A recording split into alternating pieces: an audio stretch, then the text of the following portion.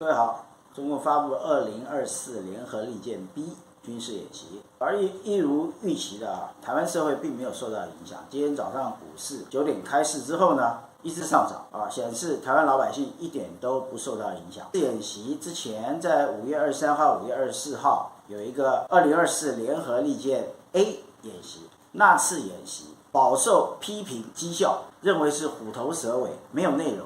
那这样一来，这次的演习会不会要加大力道呢？这就很有意思。首先，我们要有一个认知，就是这次演习基本上比较像是个政治演习，而不是军事演习。为什么呢？由于美国大选进入了关键的如火如荼的时期，美国现在是全世界最不想看到台海发生任何状况的国家。其实，在选战已经进行一阵子的时候，美国就派出国务卿布林肯、国家安全顾问苏利文接续的赶到北京和中共的大老板习近平会面，其他层级的碰面跟对话也不断的在进行。譬如说，两国的国防部长在新加坡的香格里拉对话也曾经召开过闭门会议，众所瞩目。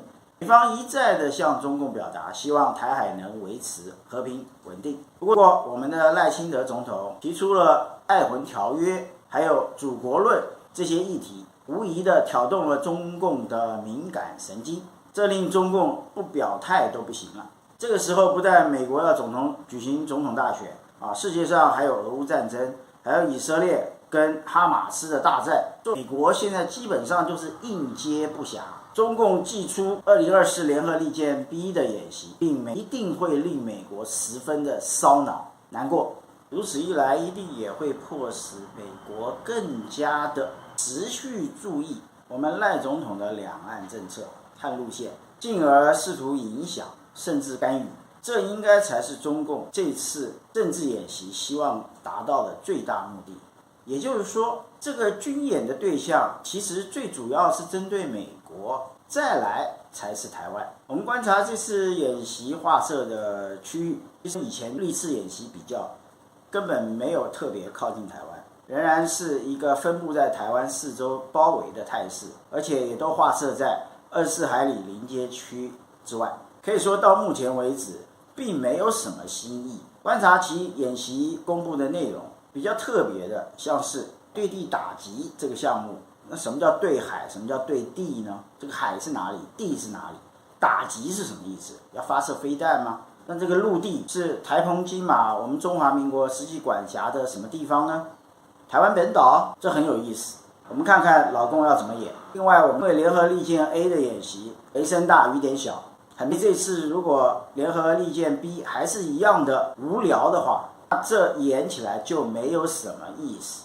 大分少，失分多。如果他要加强力道的话，我倒觉得有一个可能，就是在所谓要港要域风控这个部分，他会不会用海上的民兵搭配海警船，再加上解放军的军舰在旁边坐镇，对我方各种船只的正常航行进行一种骚扰。这个骚扰的状况包括靠近喊话，或甚至是试图要登船临检，这也就是所谓的 quarantine， 在中文翻译上的意义像是检疫或是隔离，这样可以阻碍我们台海周围正常的海上交通，会迟滞我们日常的能源输入。这个能源包括石油还有天然气。另外，像对外的进出口贸易也一定会受到影响，这样紧张情势就升高，但还是属于灰色地带作战的边缘，不至于到达军事冲突的阶段。